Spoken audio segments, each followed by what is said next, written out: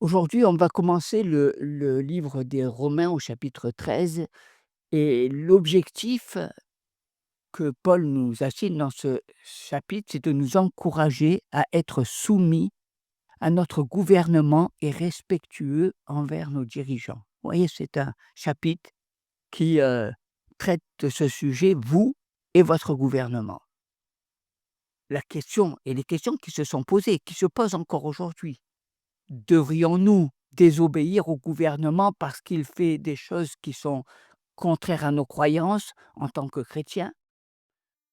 Devrions-nous enfreindre la loi afin de défendre la moralité biblique? Paul aborde précisément ce genre de questions dans Romains au chapitre 13. Il parle de notre relation avec le monde qui nous entoure en tant que chrétiens. Il nous a dit que nous devons nous aimer les uns les autres, même nos ennemis, ceux qui nous persécutent. Ne vous laissez pas dominer par le mal, mais surmontez le mal en faisant le bien, sachant que le bien, c'est de les aimer. Mais comment devons-nous nous comporter avec les institutions du monde, en particulier celles qui ont autorité sur nous? Certains chrétiens de Rome se posaient probablement cette question. En effet, lorsque l'Église chrétienne est née, elle était considérée par le gouvernement romain comme une secte au sein du judaïsme. Et à ce titre, elle bénéficiait d'une protection en tant que religion légale. Mais lorsque le christianisme a pris son indépendance et a commencé à attaquer l'idolâtrie romaine, il a remis en question le culte de l'empereur romain et il a perdu cette protection. Les chrétiens étaient désormais confrontés à un gouvernement plus hostile. Alors comment devaient-ils réagir? Nous savons que les zélotes juifs avaient une opinion bien arrêtée sur le gouvernement humain. Ils affirmaient qu'il n'y avait d'autre roi que Dieu et qu'aucun tribut ne devait être payé à quiconque d'autre que Dieu. De plus, ils estimaient que le gouvernement romain était tellement corrompu qu'il devait être renversé.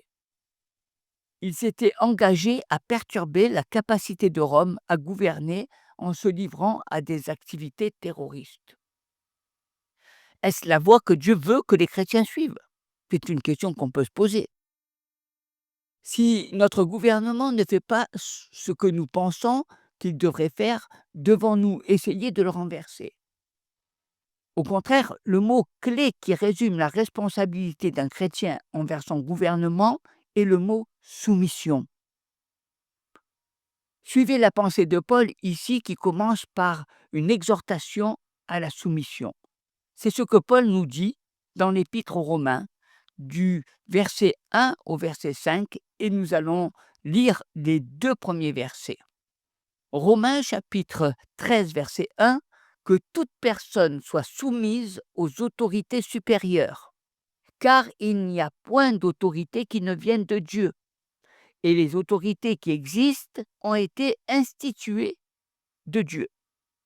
C'est pourquoi, verset 2 de Romains chapitre 13, c'est pourquoi celui qui s'oppose à l'autorité résiste à l'ordre que Dieu a établi, et ceux qui résistent attireront une condamnation sur eux-mêmes. Alors même si les hommes ne peuvent pas gouverner parfaitement à cause de leur nature déchue, l'anarchie n'est pas la volonté de Dieu pour les hommes. Les croyants devraient se soumettre au gouvernement humain, et ce, tant et aussi longtemps que ce gouvernement n'empiète pas sur les valeurs du royaume. Par exemple, si le gouvernement décrète que tous les hommes doivent payer des impôts, les chrétiens doivent aussi s'y soumettre. Nous le voyons dans Marc au chapitre 12, verset 17, et dans le livre des Romains au chapitre 13, versets 6 à 7, nous le verrons. La soumission ne supprime pas la responsabilité du chrétien à devoir discerner la position gouvernementale sur des sujets donnés. Le croyant doit toujours se rappeler que sa citoyenneté est premièrement céleste et non terrestre. Donc il faut obéir à Dieu plutôt qu'aux hommes. C'est ce que Paul nous dit dans le livre des Actes au chapitre 5, verset 29.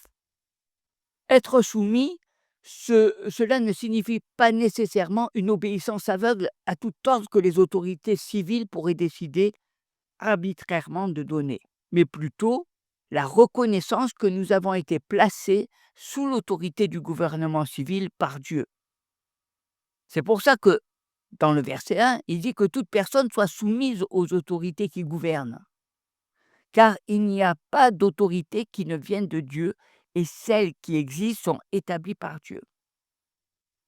Aucun chrétien ne devrait jamais se considérer comme étant au-dessus de la loi. Tout chrétien doit se soumettre. Mais pourquoi? Paul suggère 3 raisons. Se soumettre pour reconnaître leur domination par Dieu. C'est ce que dit le verset 1 et 2. Le prophète Daniel l'a clairement exprimé. Dieu abaisse les rois et élève les rois. C'est Daniel chapitre 2, verset 21. Et Dieu lui-même a renforcé cette même vérité auprès du roi Nabuchodonosor de Babylone. Il est dit, dans Daniel au chapitre 4, verset 17, « Le Très-Haut domine sur le royaume des hommes et le donne à qui il veut, et il y établit le plus humble des hommes. » Peu importe le type de gouvernement auquel nous faisons référence, contrairement à ce que pensent de nombreux chrétiens, la Bible ne privilégie aucune forme de gouvernement humain par rapport à une autre. La plupart d'entre nous sommes convaincus que la démocratie permet la plus grande liberté humaine et la meilleure protection de la dignité humaine et des droits de l'homme. Et nous avons peut-être raison à ce sujet. Mais la Bible n'établit nulle part la démocratie comme le seul système de gouvernement ordonné par Dieu. Elle ne favorise pas non plus le communisme, le socialisme, la monarchie, l'oligarchie, qui est le gouvernement des amis, ou tout autre système de gouvernement. Quel que soit le gouvernement au pouvoir, il est désigné par Dieu. Par conséquent, résister au gouvernement, c'est résister à Dieu. Et le verset 2 du chapitre 13 nous dit, c'est pourquoi celui qui résiste à l'autorité résiste à l'ordonnance de Dieu. Et ceux qui résistent attireront le jugement sur eux-mêmes. Les autorités qui existent, quelles qu'elles soient, sont désignées par Dieu. C'est difficile à accepter pour la plupart d'entre nous. Cela inclut-il des dirigeants comme Adolf Hitler, Staline, Saddam Hussein et d'autres, Néron? Puis-je vous rappeler quel gouvernement était au pouvoir lorsque Paul a écrit cela? C'était une dictature cruelle qui régnait au profit de l'élite romaine. La plupart des habitants de l'Empire vivaient dans des nations conquises, occupées par les troupes romaines. Des soldats étaient constamment envoyés combattre dans des guerres étrangères, principalement pour la gloire de l'empereur et de ses généraux. 60 millions d'êtres humains étaient réduits en esclavage et pouvaient être traités de la manière que leur maître choisissait. Les empereurs eux-mêmes n'étaient pas des modèles de moralité et de justice. Leur cour était réputée pour leur gloutonnerie, leur ivrognerie, leur adultère, leur inceste, leur homosexualité, leur meurtre et leur intrigue. Et l'un des pires était Néron, qui régnait au moment même où Paul écrivait ces mots. Lorsque, quelques années plus tard, un incendie ravagea Rome, Néron accusa les chrétiens d'en être les auteurs, ce qui conduisit à une vague de persécution au cours de laquelle Paul lui-même finit par être tué. Le gouvernement dont Paul parle dans ce passage était tyrannique, immoral et injuste. Et pourtant, il dit « Soumettez-vous à lui car il a été établi par Dieu ». Notre soumission vise à reconnaître leur désignation par Dieu. Mais notons que les dirigeants humains qui meurent dans leurs péchés ne sont pas à l'abri du jugement divin et seront certainement envoyés en enfer. C'est ce que nous dit Daniel dans le chapitre 2, versets 20 à 21. Daniel prit la parole et dit « Béni soit le nom de Dieu, d'éternité en éternité, à lui appartiennent la sagesse et la force. C'est lui qui change les temps et les circonstances, qui renverse et qui établit les rois, qui donne la sagesse aux sages et la science à ceux qui ont de l'intelligence. On va continuer et aller au verset 3 jusqu'au verset 5. Donc, je rappelle Romains chapitre 13, verset 3. Ce n'est pas pour une bonne action, c'est pour une mauvaise que les magistrats sont à redouter. Veux-tu ne pas craindre l'autorité? Fais le bien et tu auras son approbation. Verset 4. Le magistrat est serviteur de Dieu pour ton bien. Mais si tu fais le mal, crains, car ce n'est pas en vain qu'il porte l'épée, étant serviteur de Dieu, pour exercer la vengeance et punir celui qui fait le mal. Verset 5. Il est donc nécessaire d'être soumis non seulement par crainte de la punition, mais encore par motif de conscience. Alors ce passage nous dit, soumettez-vous pour éviter leur punition des malfaiteurs. Et on va regarder et aller dans le détail. Au verset 3, la première partie, ce n'est pas pour une bonne action, c'est pour une mauvaise que les magistrats sont à redouter. Certains dirigeants peuvent être une terreur pour les gens qui font le bien, mais la norme veut que les autorités maintiennent l'ordre public et punissent les malfaiteurs. Même les pires empereurs romains ont essayé de le faire. Je pense que nous sommes tous d'accord pour dire que les pires gouvernements qui existent aujourd'hui sont toujours meilleurs que l'anarchie totale. Et lorsque nous lisons le verset 3, la deuxième partie, « Veux-tu ne pas craindre l'autorité? Si tu fais le bien, et tu auras son approbation. » C'est logique. Pour ne plus avoir peur des gyrophares et des sirènes derrière vous, il suffit de respecter le code de la route. Pour ne plus avoir peur d'une lettre du fisc, il suffit de remplir correctement votre déclaration d'impôt et de payer les impôts que vous devez. Pour ne plus avoir peur du gardien du centre commercial, il suffit de ne pas partir avec des articles que vous n'avez pas payés. Si vous respectez la loi, vous n'avez aucune raison d'avoir peur de l'autorité. Et continuez dans Romains au chapitre 13, verset 4, la première partie, « Le magistrat est serviteur de Dieu pour ton bien. » Intéressant. Hein, intéressant.